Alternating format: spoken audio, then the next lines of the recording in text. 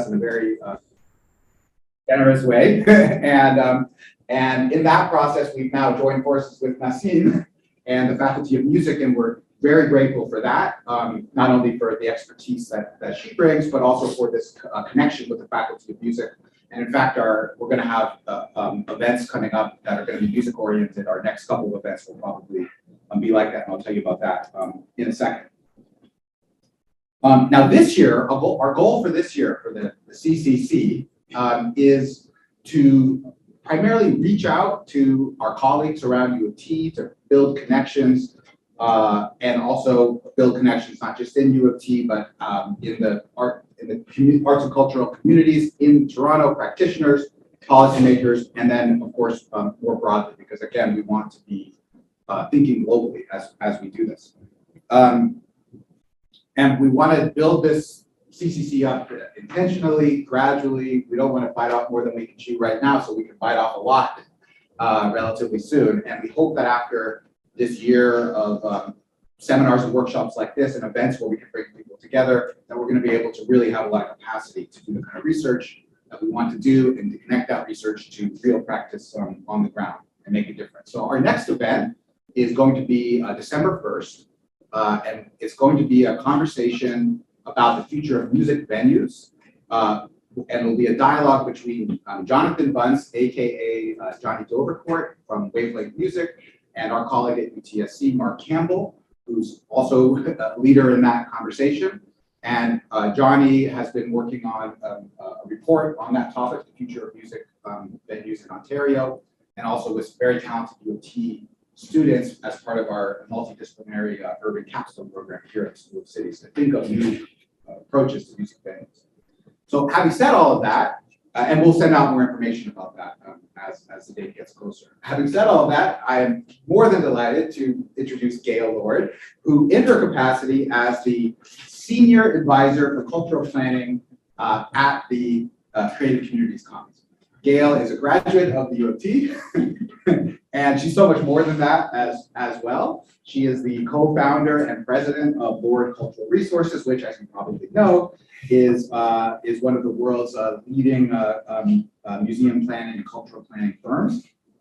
She's also a public speaker, co-author of 6 museum planning manuals, an art critic, and the headquarters of Lord Cultural Resources is here in Toronto, but with offices in New York, London, Mumbai, Beijing. They've done over 2,500 projects in 57 countries in 450 cities.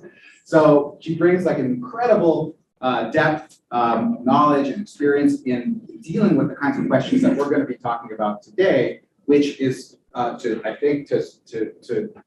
now start to move to our conversation, which is to think about the role of museums, monuments, statues, public art in the collective self-understanding of cities and communities, the way that cities, communities represent themselves to themselves, figure out who they are in all of the complexity and difficulty that may be involved. And there's no more important site for that question now, today, than this topic of fallen statues and fallen monuments. So momentarily, what we're going to do is I'll pass things over to Gail. But before we do that, and so Gail's going to have a presentation for about 15 minutes, a PowerPoint. You'll be able to see it online as well.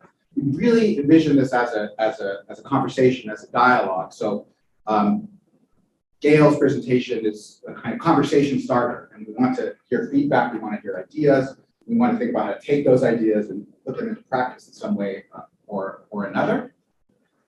We're grateful that we also have Tara here, who's an anthropologist and also from the Faculty of Information, and is the director of museum studies here at U of T, and is deeply engaged in these issues, and she's going to help us to kind of kick off the conversation when we get there. But in addition, we've got people in the room here, so we'll start with people in the room who may have questions and who are working on these kinds of issues, and then we'll go out to virtual land, and we thought we might just briefly have the people here because we want to sort of be having like what would normally be a kind of seminar conversation, but now there's others here who can participate.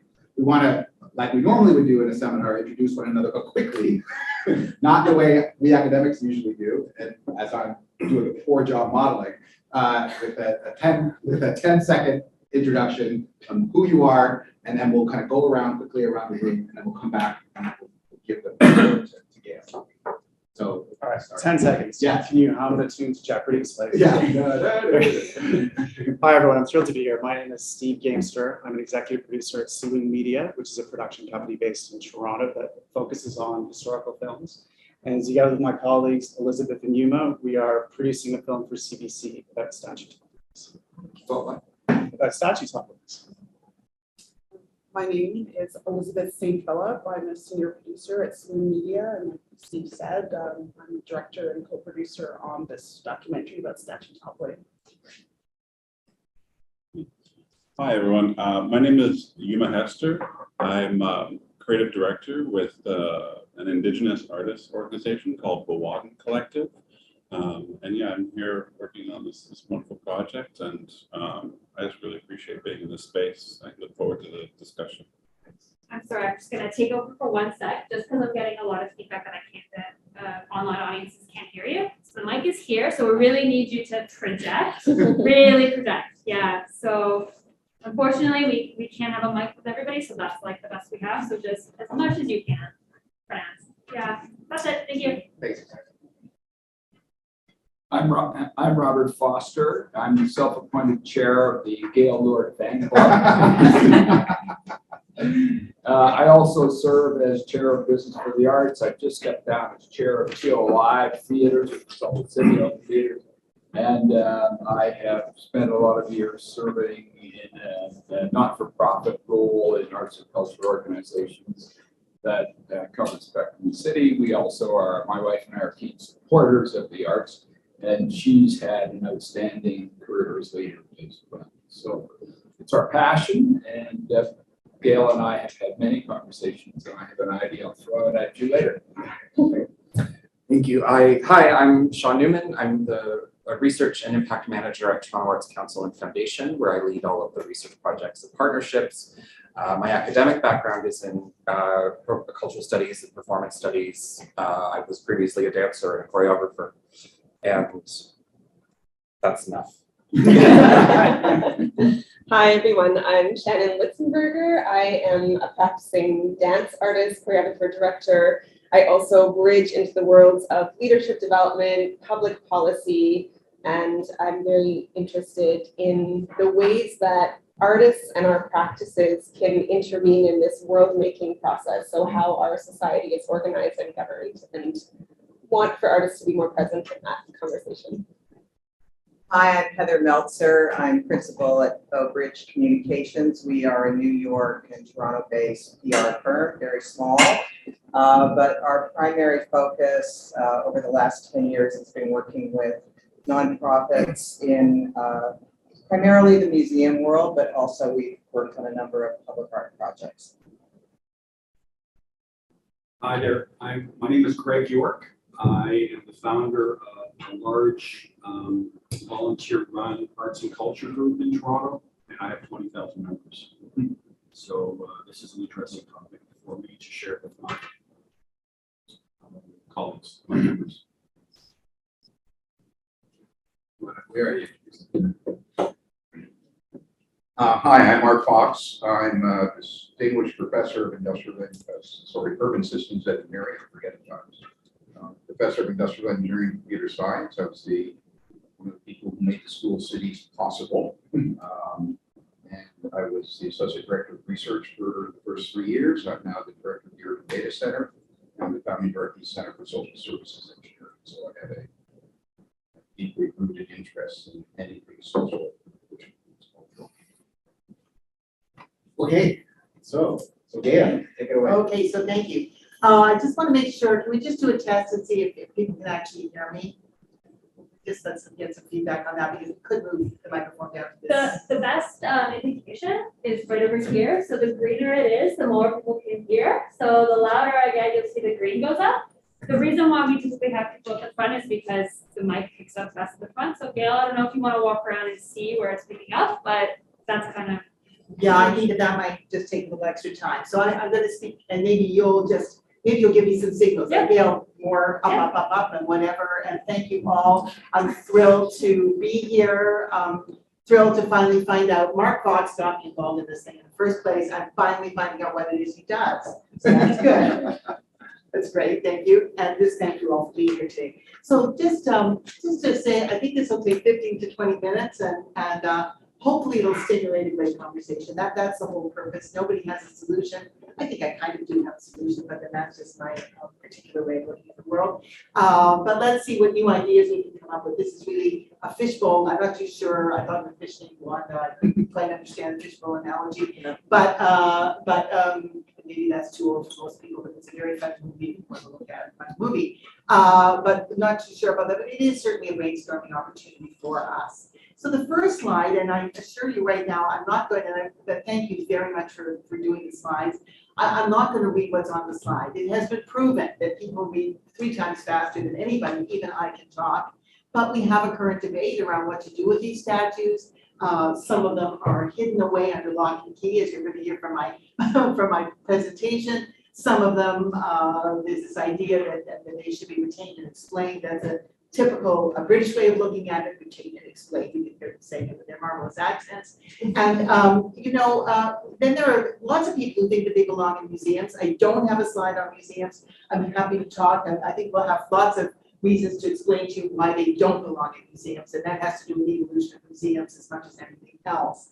So this all started because I launched this idea of a warehouse. Everybody can now see it. It is kind of a clever thing. It's a warehouse that makes people aware, right? So I think it's a nice idea.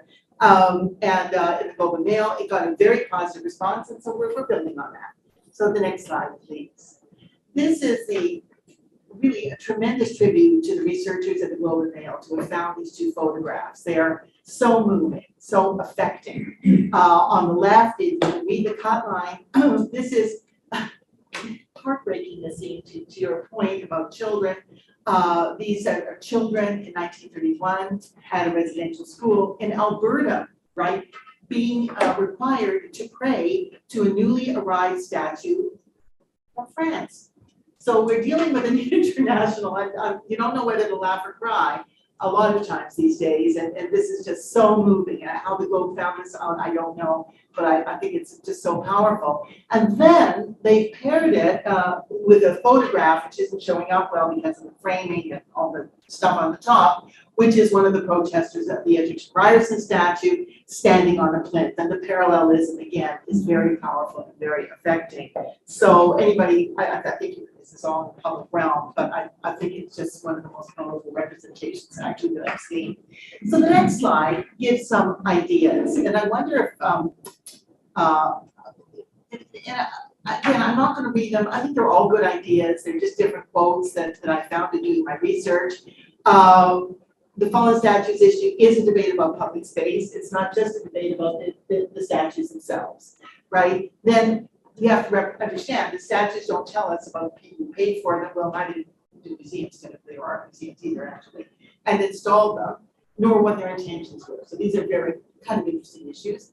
Then there's a statement about history, which is about constant rethinking and reassessment, which is, again, to understand that history is actually not about applying the values of today to the realities of the past. But history is precisely about looking at the past through the lens of today. Otherwise, historians would just give up with Thucydides or whoever you want to talk about. And the point is that every generation sees history differently, and that is the process of historical thought.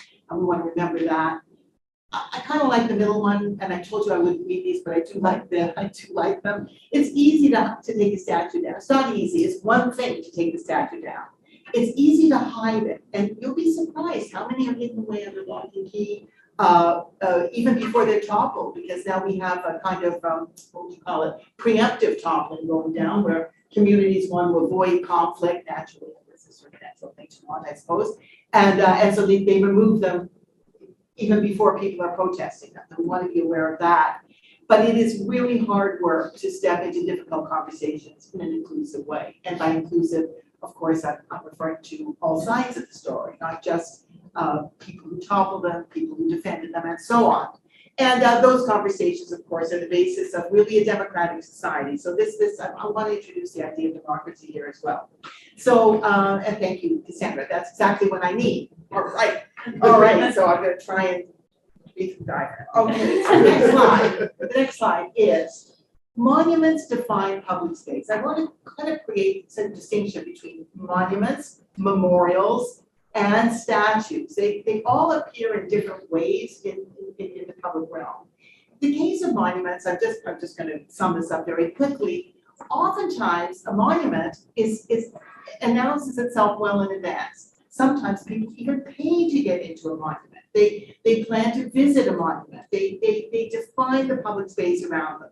Not always. You are not likely to just bump into a monument. They're big, for one thing. And of course, they're relevant to some social groups at some time, and they're often, I would say always, mainly visited with intention. And so I'm going to give you two intentional monuments to look at, just to make this very concrete. We're all quite concrete as people. The next slide. So the first one is what I'm particularly proud of. That's the Holocaust Monument in Ottawa. One of the great honors of my life to have led this project, won a big competition to do it. You'll recognize the slanted walls of Daniel Libeskind, the architect. You may not as easily recognize the photographs. The one on the left is 40 feet high, and it shows what's left today, just by Brzezinski, of course, imprinted on the concrete of the actual tracks leading to the gas chamber. Okay, so very affecting and effective. Again, you have to enter this monument. You can't just wander by. So again, it's a choice. The next one is less of a choice, but no less powerful. So could we just look at the next slide? And this is really remarkable if you've ever been to Lisbon. If you've ever seen this thing, you cannot believe how gigantic it really is. And it's powerful. I think something that everybody can probably agree on. It is no longer a representation of how we understand the discovery of the New World, let alone the very particular and huge role that Portugal played in the slave trade, for example, which is maybe been a little bit undertold, but now is being looked at again by the Portuguese themselves. So again, you wouldn't bump into this. It's marketed as an attraction, although I suppose you could say you might. Now, looking at monuments, I want to draw people's attention to something I think we should be rather proud of as Canadians on the next slide. On the left, you have the Brock Monument. I presume that most people have seen it. It is located pretty close to, well, it's on the Niagara Escarpment. It's near Niagara Falls. And I think people in Canada, but our listeners and viewers in the United States, will not be aware of the fact that we won the War of 1812. This is not well publicized in our neighboring country. And what's interesting about this statue is to General Brock, who took the fall, as it were, was killed in this huge battle. It was, when it was built, so the War of 1812 is 1812 to 1814. The statue was erected in roughly 1855. Many statues are erected after. It takes a while, to plan to erect a statue. This was, and this is so important to understand, this was, when it was erected, the tallest statue. It's 185 feet. But you do understand that it's located on top of the very escarpment that the Niagara Falls falls down from, producing hydroelectricity. So you understand how high it is, right? You can see it for miles and miles and miles around. The point is that this was the tallest monument in the British Empire when it was built.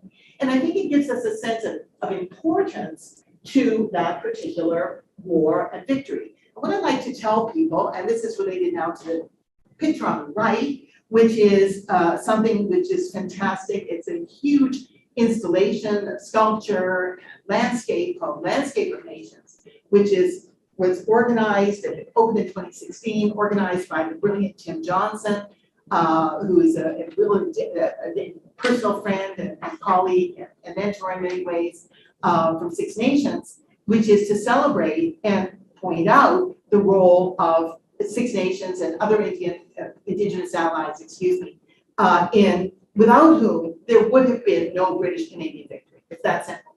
So this slide has a rather important message for our talk, for the simple reason that if we hadn't won the War of 1812, If we hadn't had Indigenous allies, and if it hadn't been as effective as they were, there would be no Canada, there would be no 1867, and we wouldn't have a problem with Sir John A. Macdonald statues. So we do have to have a kind of, you know, yeah, we can focus on George Washington instead, right? So I think, you know, we just have to see the many layers of this. I also think the 2016 and the massive scale of the landscape of nations, it's massive, brilliant, and fantastic, was a very early effort to explain and retain a very early one. This is 2016. And I think there were 8 years of planning that went before it. So the next slide, and I'm trying to show, I hope I'm doing a good job. We're now moving, no, I'm not doing a Oh, good no, job. you're doing a great Oh, job. So far we're good, but Okay, it's always just, Okay, good. So it's like being in a gym. but I'm yeah, going to pretty much. Okay, good. So memorials is now our next topic. So we've talked about monuments. Now we're getting to memorials. They're not the same. And you know, but good fences make good neighbors, good categories make good discussion, and then we can mush them all together. So a memorial is a structure or a statue.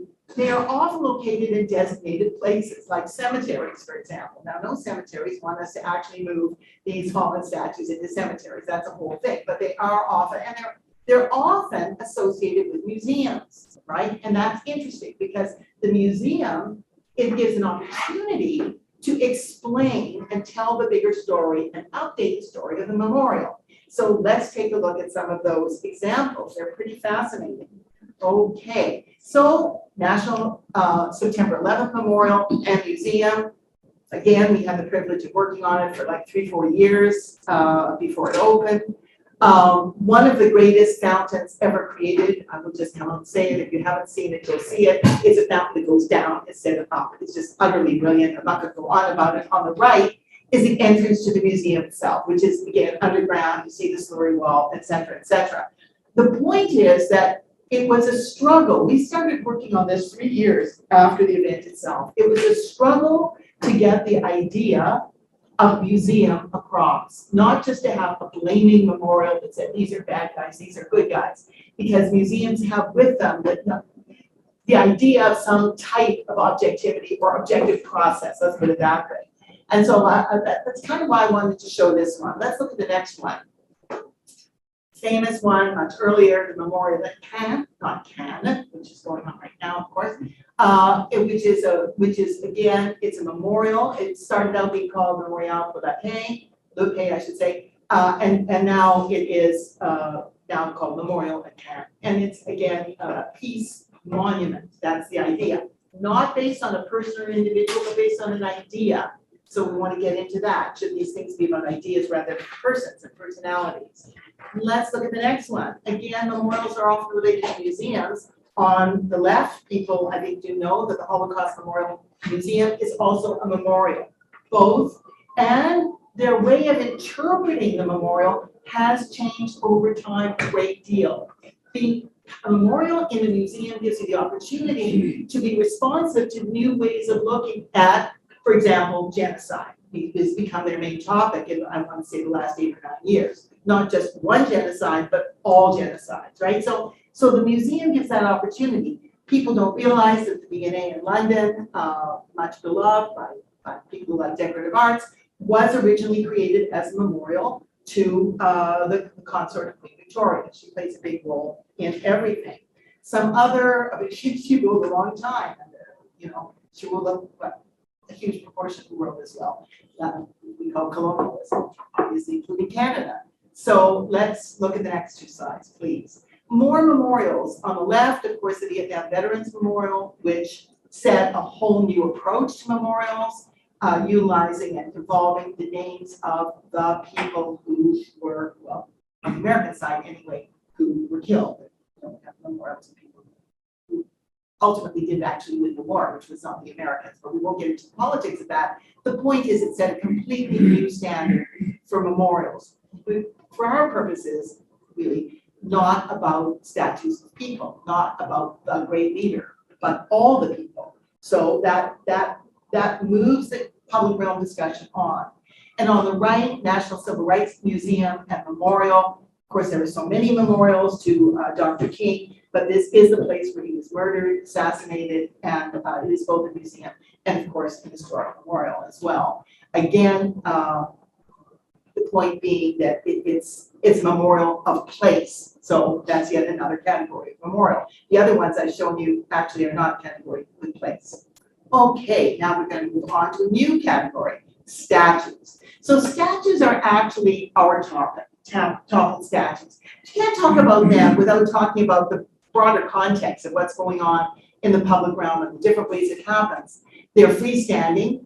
They might be ginormous. They might be life-size. But of course, some statues are small and you can carry them in your hand. And, you know, statues come in all different shapes and sizes. And the point is that they are lasting evidence of something. Let's take a look at some. So on the ginormous side, we have the Statue of Liberty. It is very, very tall. It is 305 feet. And that's equally divided between almost the base and the statue itself. The base is, of course, a museum. People maybe know that the museum was recently redone. The Statue of Liberty, again, is an idea. It's not an individual. So again, we're moving on to this question. Should statues really be about ideas rather than about people? If you know the history of the Statue of Liberty and how it came to be created and donated by the French, it's utterly fascinating. We don't have time for it. Ask me otherwise. But it actually started as an idea that was rejected.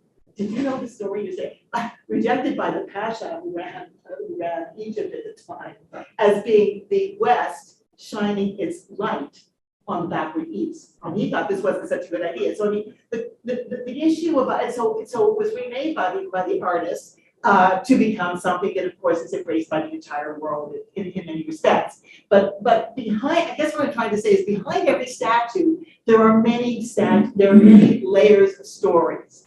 Now, talking about layers, for Canadians, the famous the five women who were from Alberta, mainly one from Manitoba, who brought, they were suffragists, and they won the vote for women in our country by going to court, first in Britain, then in Canada, to prove that women are persons, right? So if women are persons, then they can vote. So it's a separate story.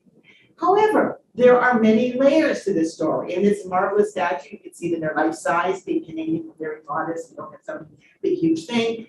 But you know, these women were eugenicists. They believed that that sterilization was in fact something compassionate to do for the poor. And undoubtedly not just the poor, but they also were against immigration, people of color. They probably, I haven't done extensive research, but that's for somebody else to do. So the question we have here is we're now moving to an issue of, well, what happens? These people did something really important, but they had some bad ideas too, but they were dominant ideas of their time. Those dominant ideas, I guess I would go out on a limb and say eugenics is probably one of the most dangerous ideas of human history, actually, if we look at the carnage it's wrought. And of course, it becomes a major rationalization for slavery and enslavement of indigenous peoples too. So this hasn't happened yet, but it's a problem waiting to happen. So let's go on. So the thing about these life-size statues, not Statue of Liberty, is that people can't avoid them. They're there, they're on their way to work, to school, or in a public park, and people are offended. They often are not telling the true story, they're not even telling a fully rounded story, they're not telling both sides of the story, and they become hurtful, and particularly hurtful to people of color and to indigenous people. So I like this, they're located in the public way. Like we use public realm, such a nice sound. It's like Queen Victoria, she had a realm. But we use the thing, but in fact, they're in the public way. And that is the issue here. So they can't be ignored. So let's take a look at the next slide. So here are the familiar toppling events that you've seen many times in the newspaper. Somehow when they're blown up and they're in full color, they're really pretty powerful. They reflect a lot of anger by some people, right? By some people. On the right, we have the toppling of Queen Victoria. I think this was a talk about Queen Victoria in on the legislative site in Winnipeg in Manitoba. And of the very time that this was toppled, not enough publicity is given to it, the statue of Queen Elizabeth II was toppled, but it was before her death. And so I think the outpouring of massive grief around that, including in Canada itself, and I have to admit that in grade 1, I did a project on the coronation. I felt kind of close to Queen Elizabeth. The point is, these two toppled statues are under lock and key in the secret place, and nobody knows where they are. Will they be treated as equal? I don't know. How will they be talked about? I don't know. But I think it's part of what we need to have a conversation about is how do we they exist, and they're an opportunity to have conversations about serious issues out there like that. So we're going to move to the next slides. So the curious one on the left is the toppling of a Mahatma Gandhi statue in University in Accra, because if you examine his writing, or which students did, they felt he had no place on their campus, because in fact he was typical of his time. He saw hierarchies of civilization in which he considered the African race to be inferior. You know, that the idea, let's face it, you can go to the British Museum today to see their representation of hierarchies of civilization. This is an idea a bad idea that's been going on for a long time. The point is that when you do the research, you find out that some of the great heroes had ideas of their time that we find to be not true, offensive, unscientific, and not being appropriate in the public realm or in the public way. On the right, this wouldn't be a talk in Canada if we didn't talk about the toppling of the John A. Macdonald statue. I've spoken enough about John A. Macdonald, how the war of 1812 makes it possible for us to consider him in 360 degrees, and that is the toppling of the statue in the main park in Regina. Again, what will happen to these statues? Question. Okay, on we go. Keep going. Okay, Mexico City. Mexico City, great civilization, one of the greatest civilizations known to humanity. Has, I would say, I'm an art critic too, so I'll just say fantastic, beautiful culture. Yeah, they have a statue to Columbus. So it is now, even though it's on this big pedestal, you can see how high the pedestal is. If you've been to Mexico, you've seen it on that main thoroughfare, the kind of Champs-Elysees. And it's being replaced by a statue of an indigenous woman, which you're seeing on the right-hand side. So replacement there. Okay. Now here is another 1812 story. 1812 is just so fantastic. So many of you will know, although Canadians might not know, Francis Scott Key wrote the poetry that is the basis of the Star Spangled Banner, i.e. what became the national anthem, the national anthem of the United States of America. Now, he was a slave owner, some 30 slaves. And of course, what can we say? This is the toppling of the statue in Golden Gate Park in, my notes do not, I think San Francisco, yeah, in roughly 2019, I'm pretty sure. Now, 1 year later, and this is a very important example, extremely important example. So again, where is the statue? What will become of it? This is questioned. 1 year later, an artist was commissioned to create sculpture of 350 African Americans, right, which go around the base of the statue to commemorate. This is just so fantastic. The Angolan people in 1619, that I think you all know about 1619, the 1619 project, were brought to America. The debate is, were they enslaved when they were brought in? Somewhat of a legal argument, or were they enslaved here? But anyway, the idea that they were proven to be chattel slavery, chattel property is a very important part. So this is again a kind of powerful American example of the replacement of one symbol with a symbol that has a very, very, very big meaning. And of course, the 1619 project has continued to be a very controversial one and a very important one, which wants to, in a way, rewrite, reclaim American history. So very, very important one. I would say it's right up there with what we did with the statue and with the Emancipation of Nations. So that is more the War of 1812. We haven't made the point of who won that war by now. We never will. Okay, now here is a very curious example, which is the statue of York, which was, he was a slave who was the only Black person, he was a slave on the Lewis and Clark expedition, which much beloved for whatever reason by many Americans. An artist created this bust.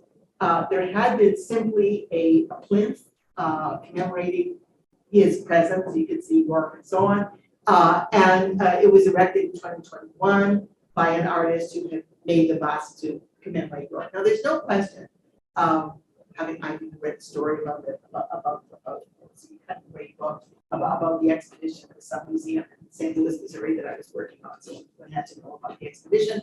The point is that within weeks, if not days, of that bust being erected, it was defaced, toppled, and disappeared. That's the point. In this obscure location where runners pass by and so on and so forth. And so again, the degree to which racism is also a cause of toppling of statues. To understand that it's happening on all sides of this debate. That's what that's doing here. Sad one. So now the next slide, and I hope I'm okay for time, because I don't know how to watch, okay? We're almost done. The point here is that context is everything. That's why I'm saying we've got monuments, we've got memorials, we've got statues, some are big, some are small, some are medium sized.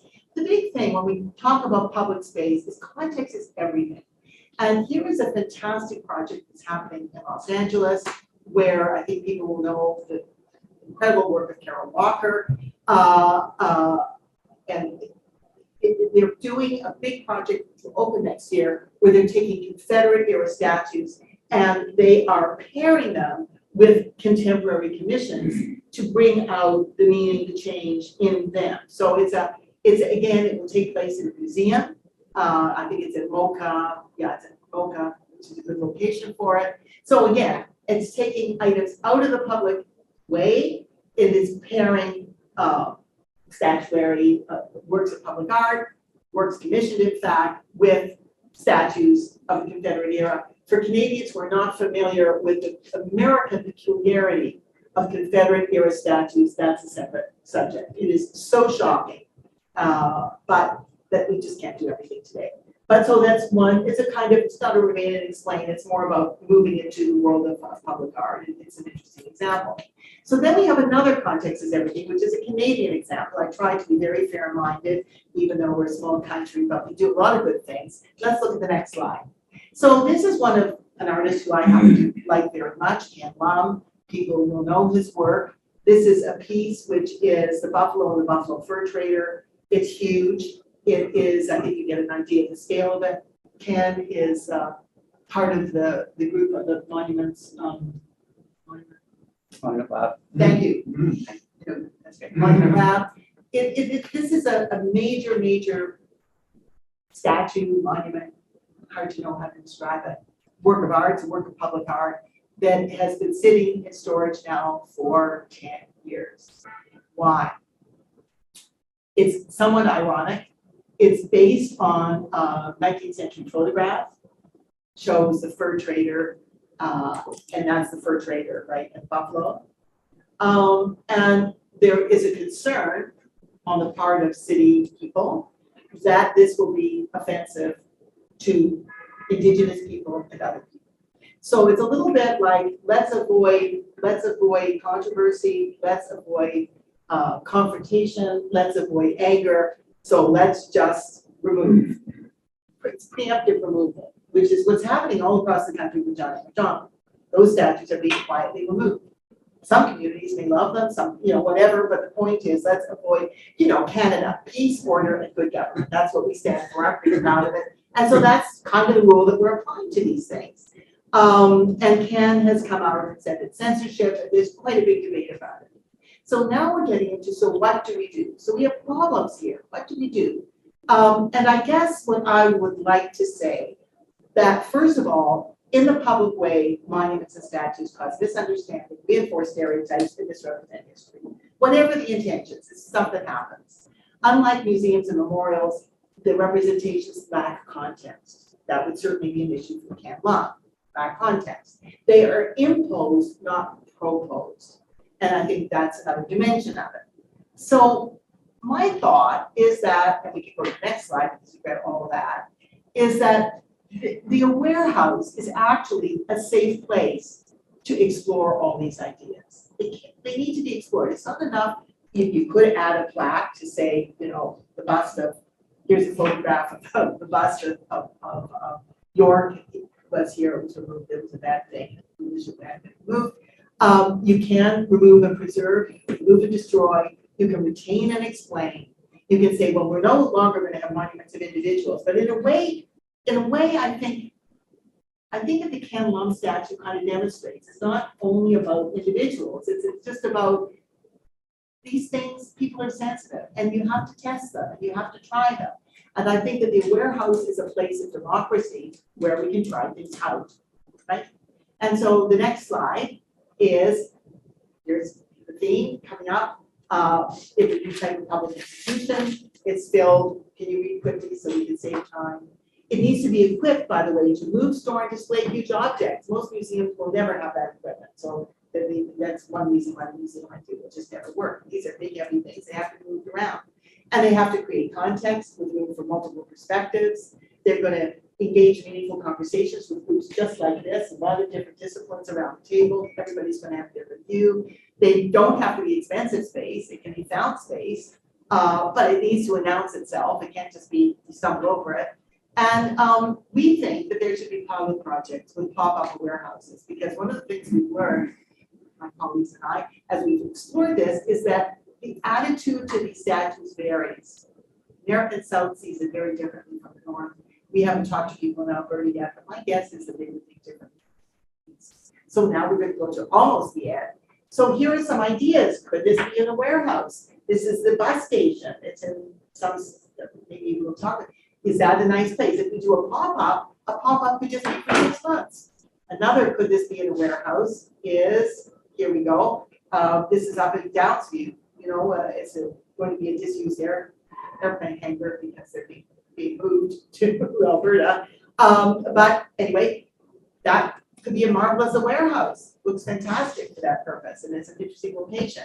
And I have one in Chicago because the city of Toronto has done tremendous work. I'm so glad we have a representative who worked on the work there. City of Chicago has done fantastic work on what to do with public statues and public art as well. And so could this be in a warehouse? Just a pop-up. It doesn't have to be a $10 million or $20 million project. It could be a small project. So I'm very interested to see what, of course, I'm going to say something pathetic. This is pouring salt on it, obviously. So maybe this is, okay. So could this be, took a while. Could this be in a warehouse?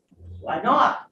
And so I think that, let's see if there's one more slide or if this is the end. No, it's time for discussion. Thank you very much. Thank you. It was a lot of fun.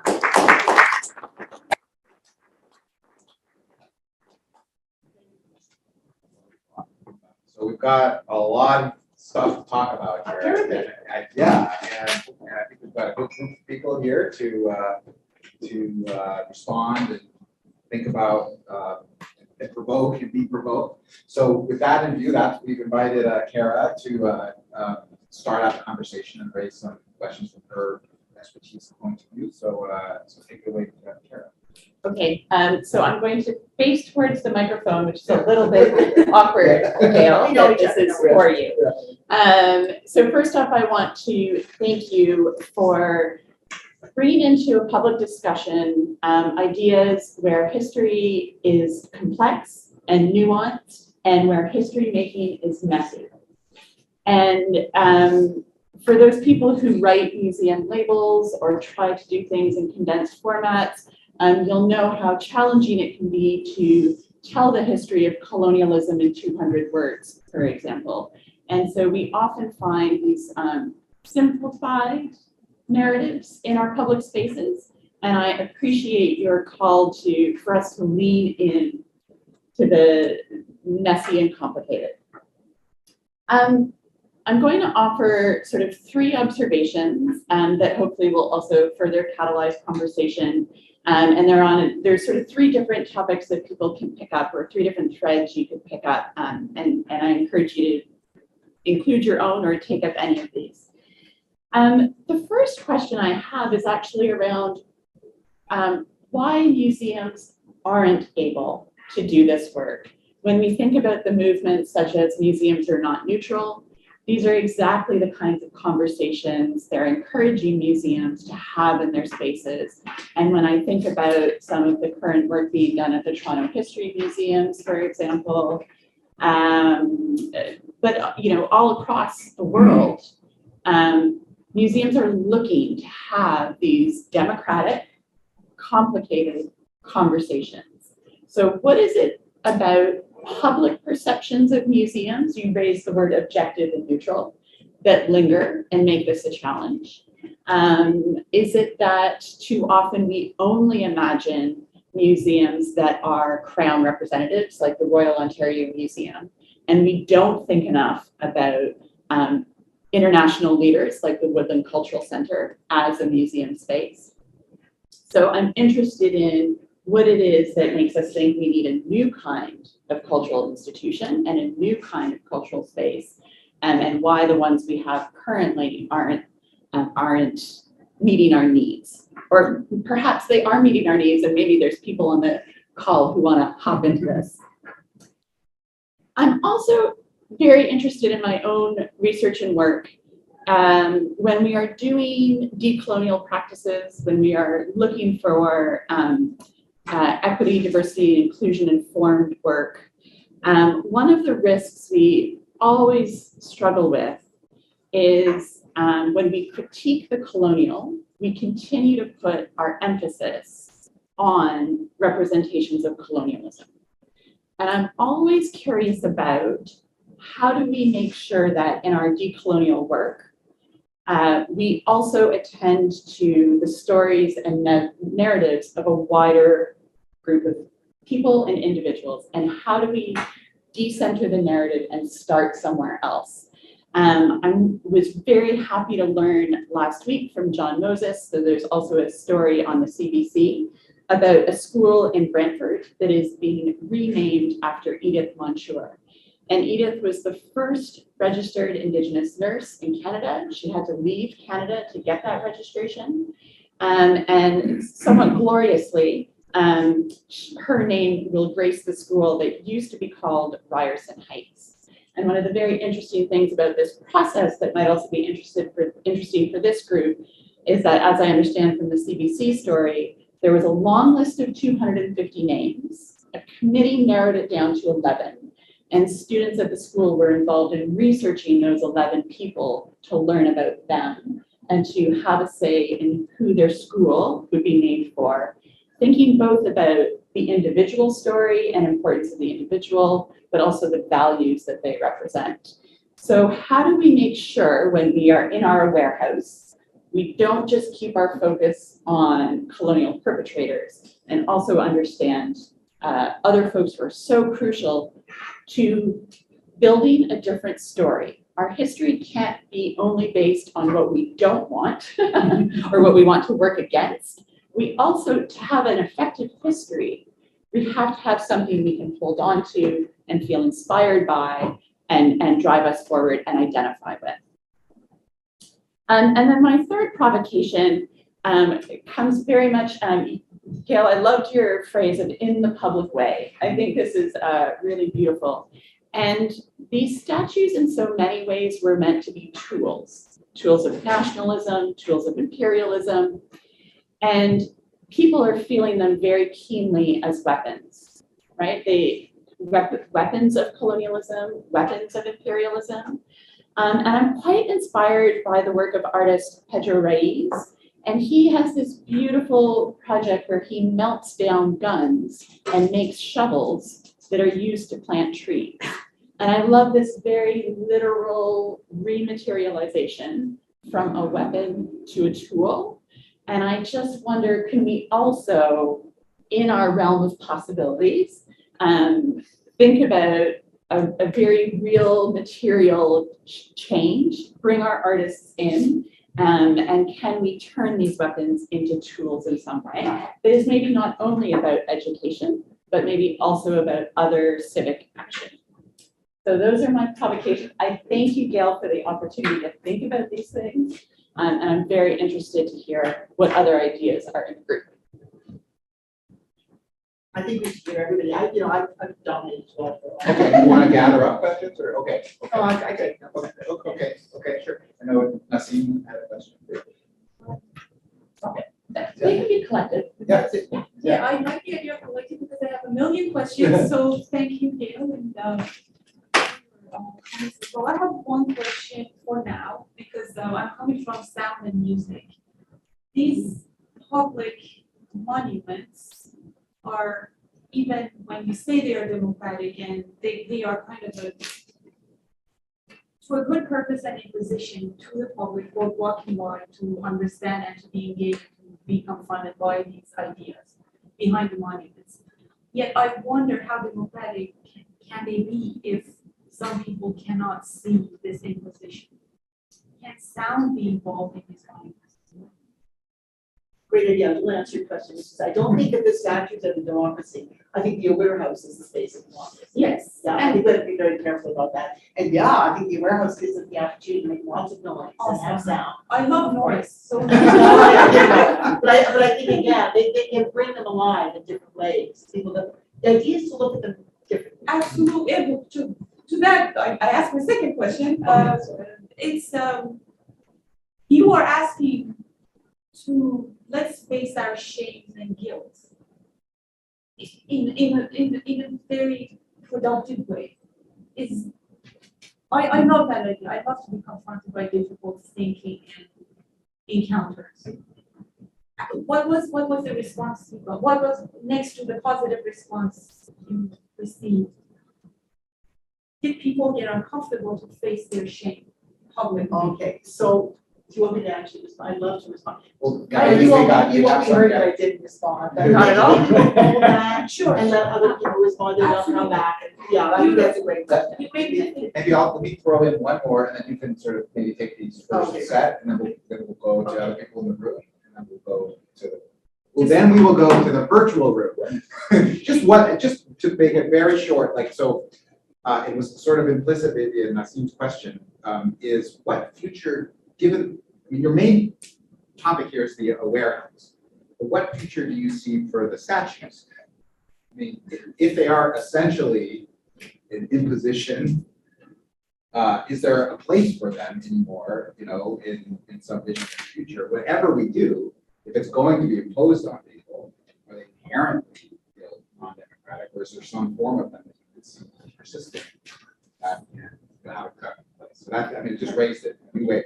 Okay. So I think that basically the monument, the memorial, and the museum are perfectly good places to do what they do, right? Which I think the thing in all of them is that they can be changed, that those settings can actually allow for change in interpretation. The problem with the lonely statue is pretty hard to have changed interpretation. So I think that I actually think that all that stuff should be preserved anyway, in whatever form the community decides. Not to clean them up and to leave them messy, but some of them are going to be in pristine condition, like Ken Wall's. No, I mean, not the statue, I mean, that practice of putting things in the public way. That's Ah, what I'm asking. okay, well, Yeah. I don't have a solution for that. Okay. I only have a solution for that. That's for this group to decide. I don't have a solution for that. That's for the city of Toronto, the city of, I think that they're developing very, very sophisticated policies actually that are going to guide that and public consultation processes to guide it in the future. So mine is just kind of about, let's have a laboratory where we can talk about these things, where we can look at it, and where we can test the new ideas and see do they really work. Because after all, if there's ever a statue that we thought would work, it's the famous five. Yeah. So I don't think that we can assume that what we celebrate today will be celebrated forever. That's the obvious reality that we have to accept. I'm sure that people thought, well, why wouldn't you just celebrate Brock all by himself forever? That was the era of great men. Guy died in battle. He saved Canada for the British. Like, what's not to celebrate? But now we see it as a fuller complexity. And so I think that the idea, even the idea of shame, I think that those are ideas we have to be very careful about. And we have to also understand that they're pretty culturally specific ideas as well, and they're based on individual experience. So again, I just at the risk of being a shameless promoter of an idea, is to say that I think the Aware House is a safe place to talk about those things. You know, there are many people, let's talk about Johnny McDonald for a moment. The vast majority of Canadians probably really, they grew up with the idea that this was a great man that had made our country. It's a myth. First of all, he didn't make the country, a lot of other people made the country, but he's that symbol that since they were young children, 4, 5, 6 years old, that's what they were taught. And his removal, that statue's removal, is really hurtful to them too. On the other hand, they're pretty respectful, they know that we're in an era of truth and reconciliation, they know, I mean, this is one thing that we seem to be beginning to understand, that we have a special obligation to understand how something that may be very good feeling for me could be very hurtful for other people. So we're at the beginning of a journey of complexity.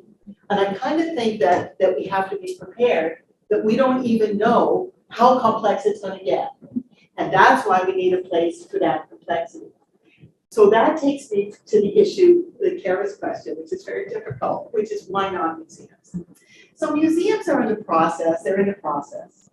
They actually are trying to get away, just think about it, from the great man theory of history, which really is the big problem of the colonial era, of the colonial mindset, and the colonial way of thinking. You know, it was typified by those galleries, those successions of all the great men and all the great things that they did, right? So they're trying to get away from it. It would be very, very difficult for them to deal with all these statues without looking a lot like what they were. That's a problem. They also don't have the resources to move them, to store them. Museums, this idea actually originally started way back, I've been thinking about it for a long time, that there's a problem with sculpture. Most museums don't even have the wherewithal to move sculpture around. It's too heavy. One, bad news guys, once a sculpture lands in the basement of a museum, dollars to donuts, it's gonna be there for 100 years because they don't have the resources to move them around, to replace them, and and so it's a problem. Whereas these things need to be looked at in a kind of contextual way. They need to be moved around. They need to have some sound added. They need some cinema added. It's just a different experience. Museums are part of it. I think curators are part of it. Architects are part of it. Landscape architects. I think it's a multidisciplinary field that we have to enter. And we have to have, in a way, the humility, it's not about shame, I'm sorry to say. I'm a guilty person by nature. I've got to expiate that. It's really about having the humility to say, you know what, we don't really know what the values of the future are going to be. So this is an ongoing process that we have to deal with. Where will we do it? That's kind of how I look at it. Enough about PR already. Yeah, humility, that's very interesting. Yeah. I mean, so maybe we have some other thoughts. It's a scene thing. This guy is an expert in scenes. We need to find out what he thinks. We have some people in the room here who probably work at maybe are documentarians. You have Yeah, it's interesting. A couple of comments. When you make a film like the one myself and my colleagues are making, you tend to talk to lots and lots of people and gather a lot of opinions. And a couple of things that have been said to me over the many months really sort of stick out in the context of this conversation. With regards to shame, and I know we don't want to make it about shame, but it is interesting subject. If you want to make it about shame, it's okay. Let's make this about shame for a moment. Anyways, I remember, you might be aware that, I think it was before, the sort of, a lot of the statues came down in 2021, but even before that, there was a petition put out by the MacDonald Laurier Institute that was signed by about 100 people. A lot of sort of, who's who of academics and, powerful people from across the country.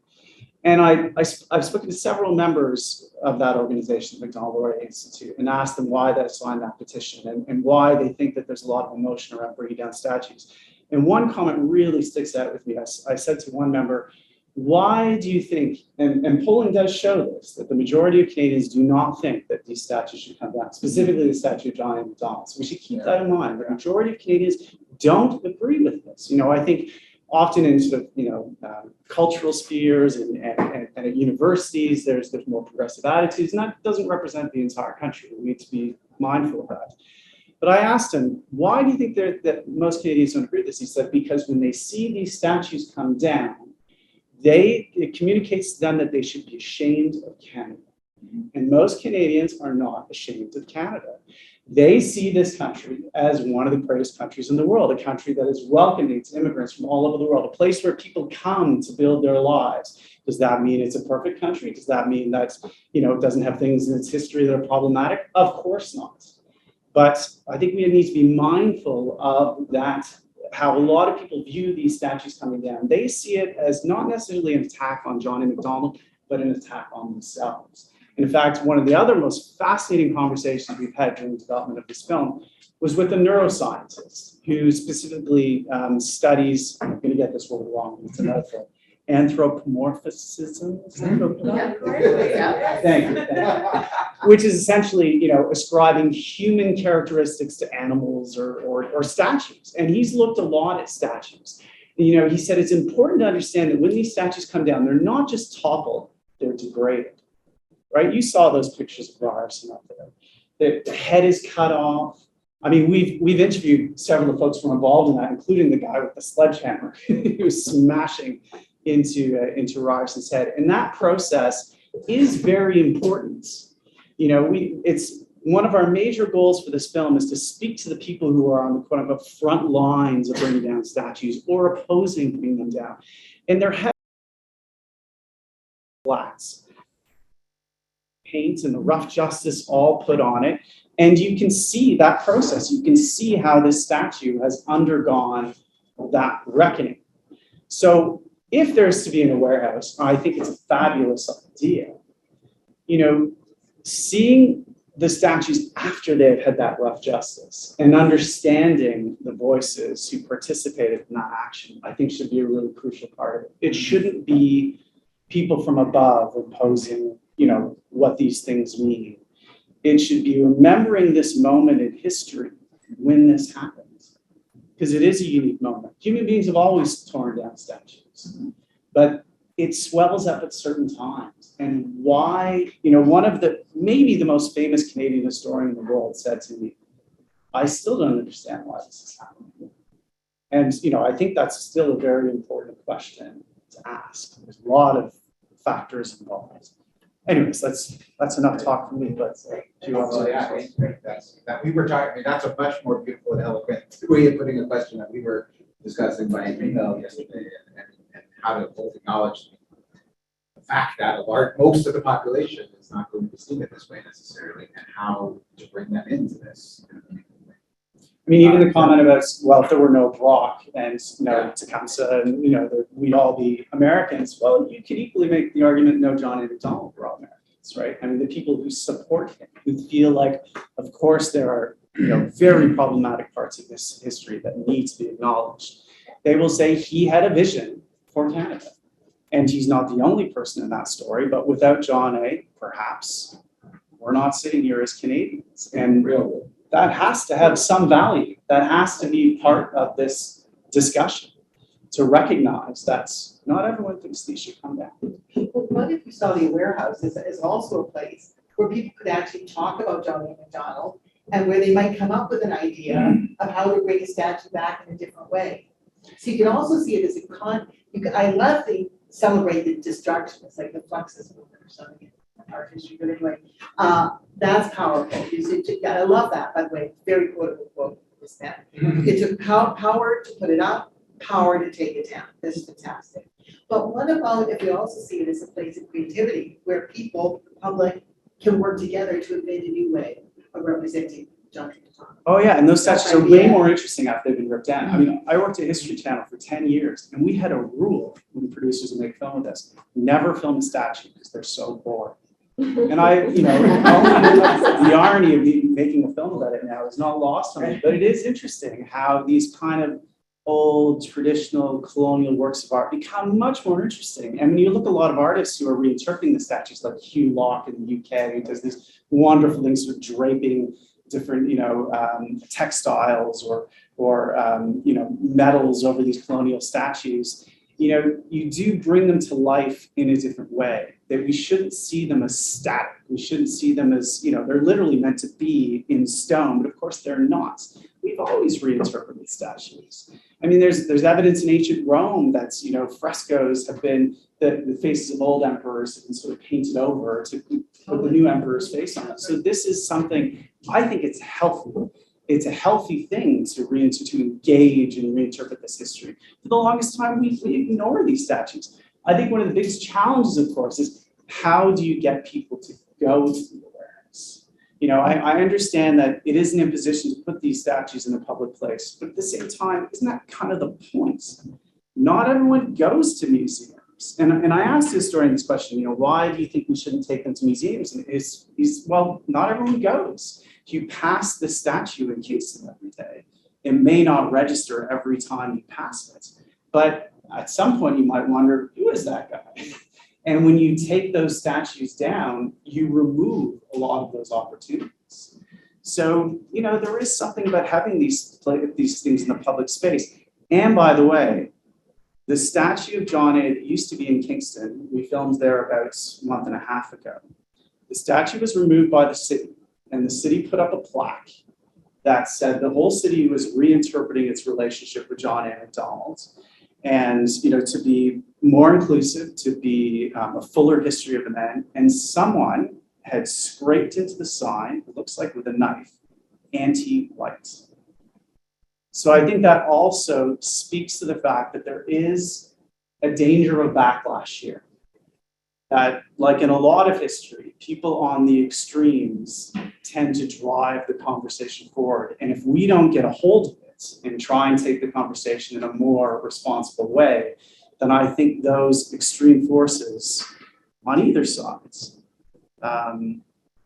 might lead to discussion, and that could be really harmful to the country.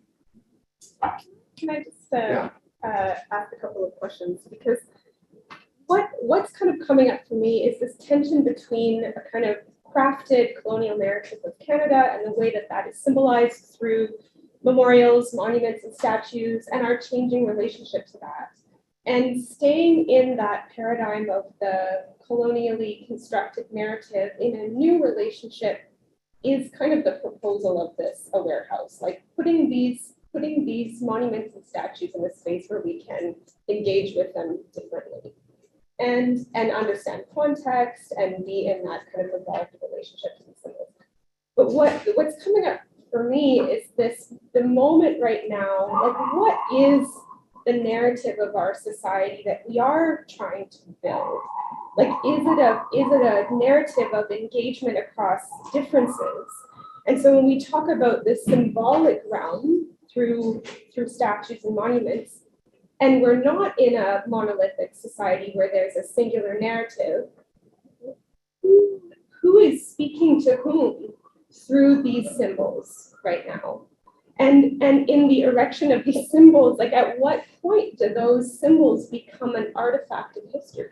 Like, how do you actually negotiate these monuments in like temporality? Like, how do we understand, like, if they're an ideas-based symbol or a person-based symbol, like at what point is that in the past? So when we're looking at like some of these symbols right now, we're talking about long past ideas, like slavery, like residential school systems that don't exist in the present moment. But what about ideas that are in flux right now in the political discourse, like women's rights, for example? Like, when do these things get shifted across these lines of past and present and future? And so the thing that I feel, is just like an emergent question in this for me is like symbolism that exists in the public space is not singular or monolithic anymore. Like we are really in a moment of multiplicity and engagement across differences. Like we are in a potential moment of post-nationalism, right? Where how are we understanding ourselves as a multiplicitous, complex society with many coexisting narratives? So how do you treat symbols like statues, monuments, and memorials in that emergent context? That's what I feel like we need to understand. Yeah. Okay, so I think that you're the best advertisement for the warehouse that ever existed. Because in reality, we can't. We can only live through process and say, oh my gosh, oh, well, whoever it is, if it's city property or if it's, because there's many different property owners, there's many different complexities of community, this is like a safe public space to debate where the line is and where the line isn't. Because we won't always know, and we don't always know. It's a place of democracy and experimentation. I think I even have to rework the presentation. It's a safe place to very precisely debate that. and I'm Because not- we do not know. We do not know. I'm not making a case against the idea, No, I know, but what I'm curious about is that, like, is there a place in the imagination of a warehouse to be equally in a space of creation as it is in a space of reflection? I think that's key. I Yeah. think it's too bad we don't have a whiteboard. We should write down some of these ideas. I'm writing them down, but That's great. it needs to be a space of creation. If it's not a space of creation, Yeah. it's kind of pathetic. So we're not It's only gonna work. That's a reflecting very on what good was point. and recontextualizing Totally. it, but we're reimagining and moving forward with things that don't exist. Because if we're always attaching ourselves to the current paradigm, if we're always designing in relationship to our history, it really cuts us off from a lot of potentials that we won't see because we're tied to an existing paradigm. So how do we those things coexist? We've got a lot of people on the, let's take one more from. Oh, in here, and then we'll I go, just wanted to ask a logistical question. And that is, because I think the idea of a warehouse is fabulous, but is it one? And if it's, okay, and if it's not one, then how is this sort of network of spaces created? And what do we do still with all of those works that are still out there on public display that probably didn't get quite, as maliciously attacked as some others, but that people probably would still like to see not there anymore? I mean, I guess I'm just, and as you said, Gail, I mean, you've got government agencies that manage these, monuments, statues, whatever. You've got private, developers that own the property that they're on. So there's a lot of different stakeholders who are in charge, if you will, of the life and welfare of these particular items, monuments, statues, you name it. So I guess I'm just, from a logistical point of view, I think it's a great idea to have these conversations, to have a place where people can engage. But I'm just like, how does that actually work? How do all these pieces get there, and what do we do with all the ones that are still out there? We don't worry about it right now. Okay. Because it's a process to get to that. These are questions that people have to solve. Right. I think that the big ideas that have come from around this table are just fantastic. So I've got my little public presentation now. Which I think that it's a space of creativity, not just reflection. And that's very important. Yeah. I think the idea that the destruction and the installation are both acts of power. So how we balance these things, make sure that they're both represented there. And I think above all, it isn't one place and it's a community decision. So however community decisions are made. Right. And I think that the only way to get it going is with some informal pop-ups. So that's where we'll figure out how to do what. And I think that in Philadelphia, which is where the Monuments Lab is based, they'll do it one way. Chicago, of course, totally different. Well, Toronto, although it's a bigger city, of course. But the point is that Chicago has a very advanced plan, Toronto has a very advanced plan, civic plan. So I think every community is going to be different, and regionally it will be very different. So yeah, but it's experimentation. May I just add that this is an amazing conversation, and stimulating. I let my mind wander to a conclusion when you're ready to go. And then I start thinking about governance, money, security. We've got some huge issues after you come to a position where you're ready to present. That I think finding anybody in the corporate community to write a check to back this, they're going to run scared.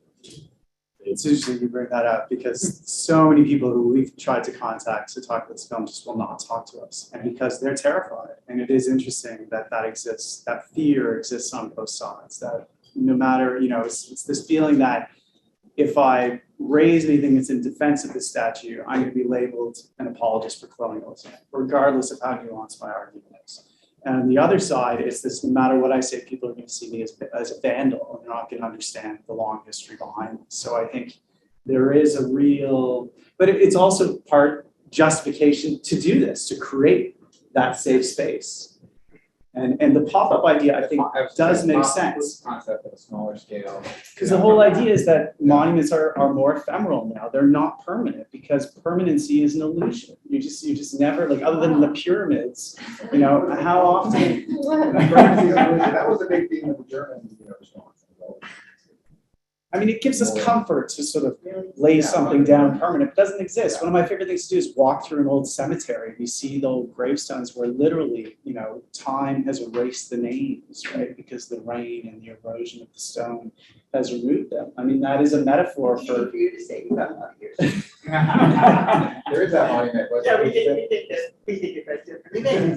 But something ephemeral and something that's a pop-up that moves around. There's not permanent. It doesn't have to go in one place. So therefore it doesn't create that sense of security. You just move it around. Your ideas are It wonderful. doesn't need as much money as a museum needs because these things don't require fund control. If something bad happens, I mean, I think it's not that much money actually. But it has to be. Just one thing to Steve's first point, I'm thinking warehouse can also have smashing spaces. Coming up. I used to. Reenact. Yeah, just Access. doing that. Just because Wow. somebody will suggest you can sell pieces of it to raise money for the Aware House, and I think we need to be very cautious about how that all goes down after. So we have a. There'll be an interesting economic and sort of capitalist I wouldn't touch that agenda. with a 10-foot pole. I know, but someone will. Well, they say like the Berlin Wall, you've got all these Exactly, pieces of right? Berlin Wall How that many sold, they pieces? would like stretch around. Yeah, that was perfect. Yeah. Yeah. Because that was an interesting creative original. It could have been, yeah. And why not build statues? That's probably Just it. even, just the material event of it would be a site of conversation. Smashing here. Can I, I'm thinking park and. Raise a point? Yeah, but yeah. So we have a lot of people online here. I think you might have. Oh, sorry. Yeah, no, sorry, thank you. Thanks, Steve. Yeah, a lot of thoughts. I just wanted to sort of put in my 2 cents as well as a discussion. I would be remiss if I walked out there and didn't say anything.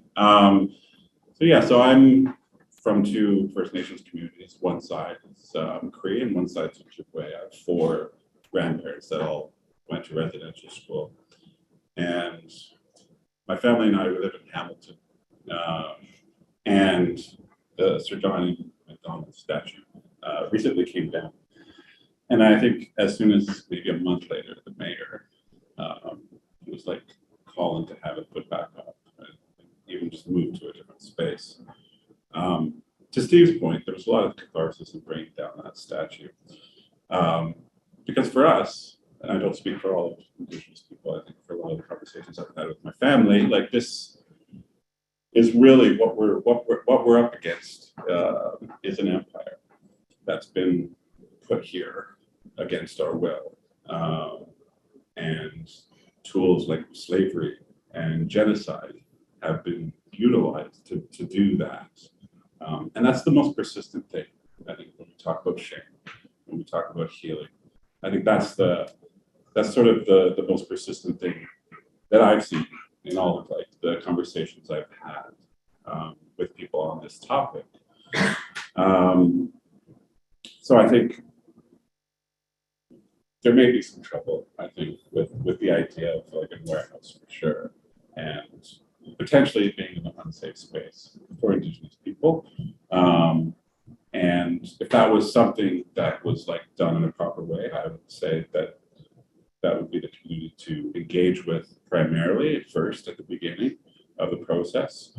But I think as well, there's a huge component of healing that has to happen on both sides. So it's one thing to say that creativity and artisan is going to sort of like create this wonderful space for a dialogue, but there also has to be mental health supports. There also has to be like a responsibility to people like who may have traumatic experiences or feelings that are brought up in this process.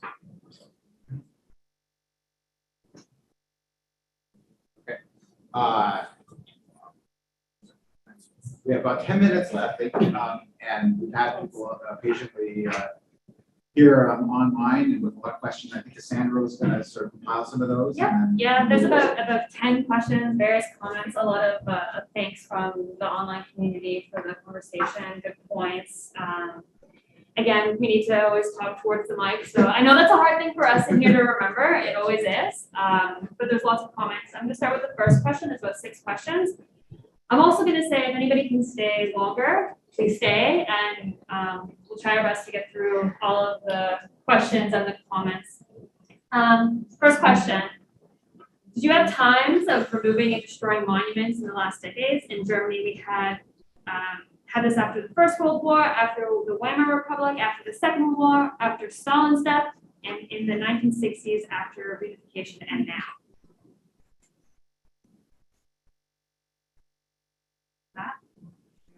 Yeah, let's just kind of have a few. Monuments are often used to commemorate the winners and sometimes the lovers. This is very apparent with the United Daughters of the Confederacy, who use propaganda to change the narrative for the worse. I think we should look at the motives of the people who put up these monuments because of history has been twisted and distorted. Some other comments, some more questions. Question. How difficult is it to listen to the voices of those who have not been heard or erased and invisibilized? Is it possible for those of us that are part of the white dominant society exchange our position or speakers and discourse creators to be quiet and listen? Is there something to be said to the idea of being quiet and offering a stage to those that have historically been refused to be published or to have time or teaching in classrooms? Isn't it? So I'm just going to keep rolling through them. How is direct reconciliation active part of this? Not quite a monument, but a framing example. The Walker's decision on the future of the Durham scaffold in Minneapolis being led by the Dakota community who opted to follow their own culture protocol and buried it. Objects that impact the culture have or can develop a process within those cultural perspectives. How can the process of reckoning these monuments with the tools of the community who have experienced related violences? Lots of stuff. I don't know if we want to pause for any reflection comment, and then there's a lot of comments. a lot of head. Well, those are such great comments, it just opens up how big a subject this is. I think that the last comment you read is of course very related to what was said in the roundtable, which is that what is the healing process? How do communities who have been most harmed in a way by what is represented, how do we ensure, even though they're a minority, democracy is not only about majorities, it's also about minorities, obviously.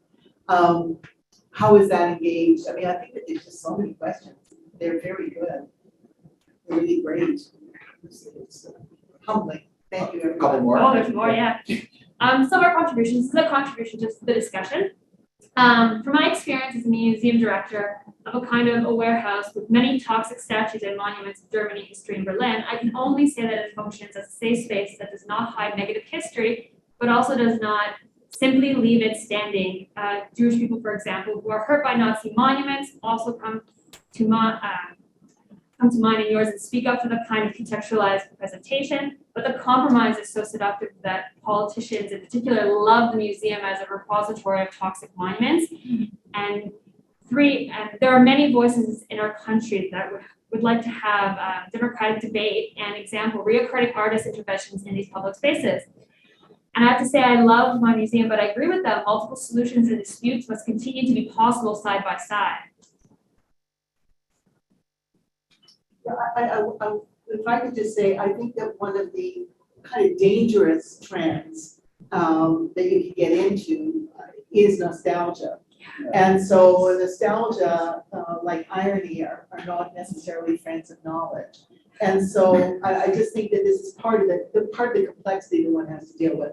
You're dealing, when you deal with story around story around story, it's like the proverbial, Russian doll. It's just very complex. I thought that was marvelous. And I've been in correspondence with one particular museum in Germany, and I don't know if this is the person, but yeah.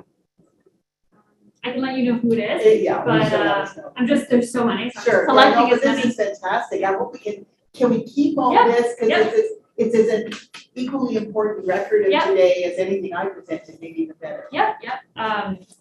Just a few more points and questions. So great points by the respondents expanding on the Aware House ideas, inclusivity, process, dialogue, also artwork on public poverty is government speech, not just government property. Sorry.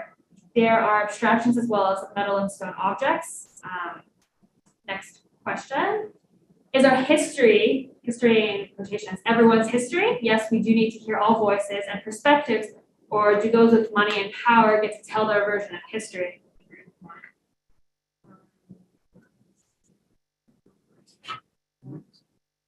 And then I'm just going to read one more. Thank you for your words. Genocide and slavery were the driving force of this empire. Statutes and monuments are just part of that discourse, but just narrative. Not just narrative, but discourse. Do we want to change that, or do we want to join the history of genocide and slavery? Maybe we can join that. You're going to raise the Yeah. So one of the things a few things I've been thinking for a few years also about a kind of museum of false prophets or something, and how do you look at the ways that we have shifting values around history, but also, and when you were speaking about the documentary, one of the things that I really have felt strongly is that with the putting a lot of these fallen statues out of sight is that, and the images from the globe, right? There are no names of the people who felled these statues, right? There are no, acknowledging the work that people have done, and knowing, I think some of the people that you've spoken with, that these are often acts of last resort, right? That this is not that they just decided one day to go and do this. There's a whole history there that is left out of those conversations. And being able to name the people who put in this work is really a really, really important piece of the puzzle.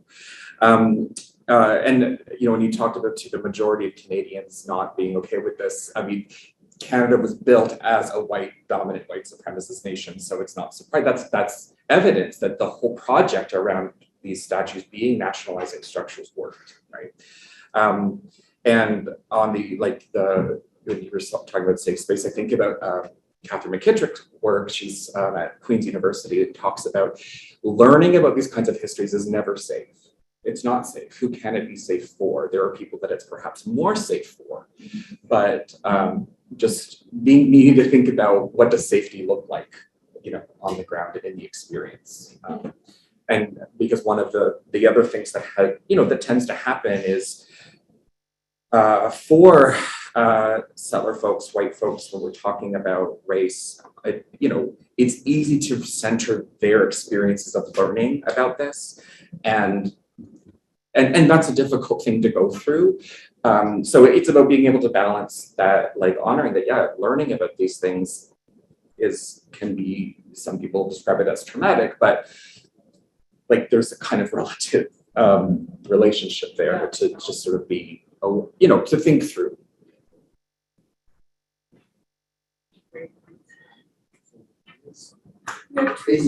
I have one more comment that popped up, if you'd like me to read it, if we have 2 minutes. Okay. So the last comment, thank you for this discussion. I'm an international student from South Africa, and I have some experience trying to go to monuments from the past. A few years ago, I tried to change my name of my high school, DF Milan High School, and I was met with intense negativity from the community. DF Milan was the first apartheid National Party first minister. The school's name is unchanged today, and the upset community is actually taking the school governing board to court for even considering changing the name. Do you need permission and engagement from anti-monument voices to do the right thing? in this case conservative Afrikaans, racist apologist voices who are actively blocking the notion. This is an amazing way to end our conversation. Yeah. So Thank you. thank you so much. Thank you to Gail for provoking this conversation and getting us thinking about these ideas. Thank you for everyone here in the room and also out there. We're gonna be following up and gathering what we've learned and continuing this going forward. But for now, thanks everybody for coming. We'll see you again at our future events. I have one request. Is it possible to share, if everyone's okay with it, to share contacts information? Yeah. So Yes, we can do that. Yeah. Cassandra has all of that, yes. Great. Yeah, right. Yeah. Avon has. Avon has it, yeah. Okay, thanks everybody.